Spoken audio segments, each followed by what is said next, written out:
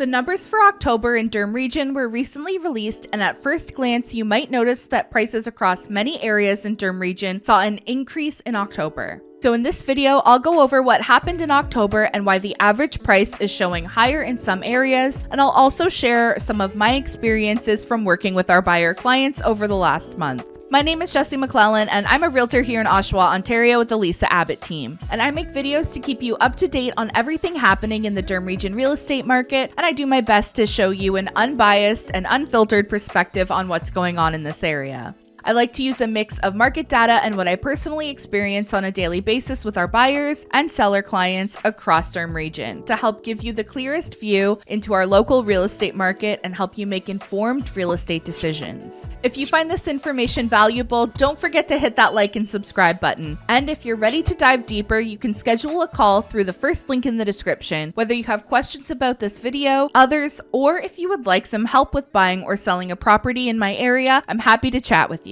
And without further delay, let's jump into it. I'm going to start with the Durham region numbers for October and then move on to what my clients and I have noticed recently in this market. If you'd like to see a more detailed breakdown of Oshawa, Clarington, Whitby, Ajax, and Pickering, there will be 2 videos that follow this one that will cover those areas in more detail, so be sure to follow the channel so you don't miss those. I'll link them below when they're available. During the month of October, the average home price in Durham region increased from $907,000 to $931,000, which is an increase of 2.6%, which basically just brings us back to August's average price, but I'll have some more thoughts on pricing in a moment. And right now I'm going to run through some numbers that are very important to pay attention to. First is the new listings and the number of sales. In Durham region in October, we saw a small increase to the new listings compared to the month prior. There were 1,727 in September, and we had 1,761 in October. And for the number of sales in September, we saw 653 transactions, and in October, the total number of sales for the region dropped to 588. This is the highest number of new listings and the lowest number of sales Durham region has had during the month of October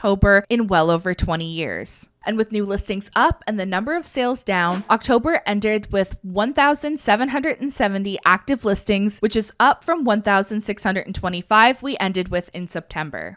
So the trend of inventory building month over month did continue in October, and it actually pushed Durham region's months of inventory up from 2.5 months in September to 3 months in October. This is the highest inventory level Durham region has seen in quite some time, but technically it's still only just tiptoeing on balanced market territory. If you look at where we sit historically for active listings during the month of October, we're right in the middle. There were multiple years that had an October with much higher active listings than what we currently have, but most of those years were when prices were either very flat and stable or decreasing. Another number we can look at to help us gauge the market is the sales to new listing ratio. This is just another way of comparing the number of homes that are coming onto the market versus how many homes are selling in that same time frame. Typically, a balanced market would be considered in the 40 to 60% range, with higher than 60% being a seller's market and lower than 40% being considered a buyer's market. Last month, our sales to new listing ratio dropped again to 33.4%, which would suggest we're now into buyer's market territory. This is a great example of why I really like to take all of the market data available into consideration along with personal experiences, because you can certainly tell different stories based on which numbers you choose to look at. If we just focused on sales to new listing ratio, it looks like it's a buyer's market. If we focused on months of inventory, it looks like it's just leaning into the start of a balanced market. And if we looked at prices month over month, it looks like the market is picking back up. And from my point of view, it feels like it's right in the middle of a balanced market. We're seeing a very consistent trend of increased new listings each month, a decrease to sales in each month, and that's allowed active inventory to build up almost every single month this year. And if you look at days on market, we've seen the average time it takes to sell a home increase every month since June, and we've seen the sale price to list price ratio drop month over month to 108% in May to 101% in October. I wouldn't say we're in a buyer's market yet, but the market is trending more in favor of buyers each month. As for the average home price increasing in Durham region during October, I can tell you that from my perspective of actively working with buyers over the last couple of months, it definitely didn't feel like prices or buyer competition increased during October. If anything, it felt a little bit like the opposite. And I think that's clearly shown by the rest of the data we just talked about. Unless we see consecutive month-over-month increases, which I'm not expecting at this time of year and with these current conditions. I would expect to see different areas and property types within Durham region fluctuate here and there because we're seeing a low volume of sales and the numbers can be skewed easier now with a cluster of really low or really high priced sales. But overall, the market is still trending towards inventory building and prices slowly coming down a little bit or stabilizing, and this likely will continue through to the end of the year. Now, if you're watching this and you're either going to be buying or selling a home before the end of the year, or you're just curious what it's like as a buyer or seller, here's what I think you can expect.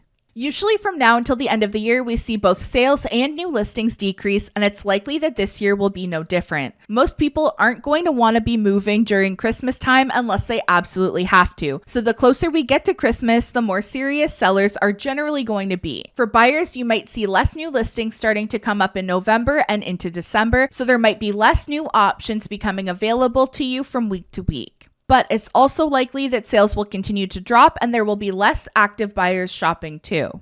There are a lot of benefits to buying in this type of market compared to what we experienced in the spring and other hot markets, but there are still frustrations that you can experience, just a different type now. In the spring, a buyer's frustrations were likely about competing with other buyers, having to waive home inspection or financing conditions just to have a chance, and watching prices increase each month. Right now, you may or may not run into scenarios where you're competing with a few other people, but the offers may still come in close to list price or slightly below, but you may also run into scenarios where the seller and or listing agent aren't exactly on top of the current market conditions. And this happens when things change quickly, and if the homeowner or the realtor involved aren't watching the market like a hawk, then their expectations may not match the current market conditions. For example, we're seeing a lot of homes listed with unusual strategies. You may run into situations where a home is listed at, let's say, $699, and we do our research and that seems right around fair market value. We check and they aren't holding offers or expecting a bidding war, and then when you submit your offer, the seller signs back $25,000 higher over list price. Things like this are going to happen, and as frustrating as it can be, it's important to keep in mind that you're in control. We do our best to explain to the seller and the listing agent how we came to our price. We show comparables and other options we have available, and they either choose to work with your offer or they don't. Some sellers and listing agents are going to be stubborn on pricing and might think that they could get a better offer, but I can't remember a time in my career where I've had more listing agents call me back 2 or 3 weeks later and say, "Hey, are your clients still interested? Because my seller are lowering their price." And 9 times out of 10, it's too late because there are other options available and other sellers that want to sell their home and are willing to be reasonable with their price. If you're selling your home in the near future, there are a few very important things you need to know. The first is that pricing is almost everything. Your agent should have a very clear plan laid out for how to price your home and why they're pricing the way they are and what the plan is if that pricing strategy doesn't work.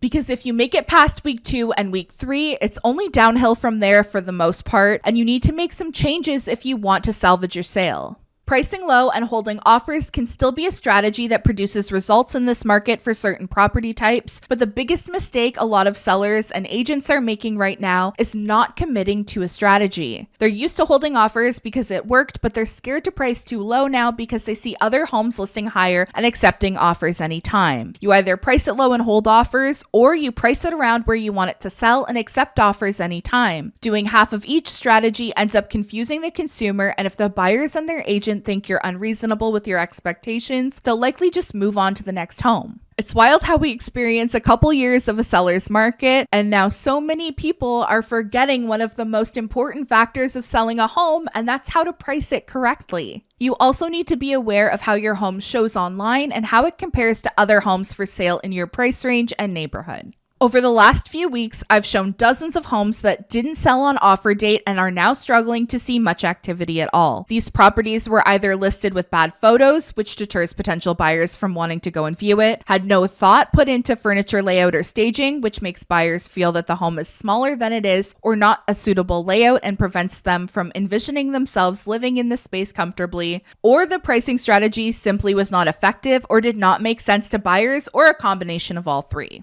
And these were not luxury priced homes. These were freehold townhomes and detached homes in the $650,000 to $750,000 price range in Oshawa, Whitby, and Clarington. Another thing you need to consider as a seller is the timing of your sale. As a seller, you have a tough choice to make. Historically, this is the slowest time of year, and with the current market conditions, this is not the time to list your home and test the waters. If you're listing your home now, it's because you have to sell your home, whether that's because you've bought something else or whatever the reason may be. However, usually springtime is when we see the market pick back up, and I know a lot of realtors and homeowners are relying on the market picking back up in the spring. But I think there are some things you should know if you're deciding between selling now or selling in the spring. The spring market we saw this year was likely an anomaly. Normally, we do see activity in the market pick up in the spring, but $100,000 price jumps are not the norm. We started January 2023 with a very low amount of active listings, followed by buyer activity increasing heavily before new listings started coming onto the market. And that was followed by bond yields and fixed rates dropping for a few months, which allowed buyers to have a higher purchasing power, and thus the bidding wars began and prices went up.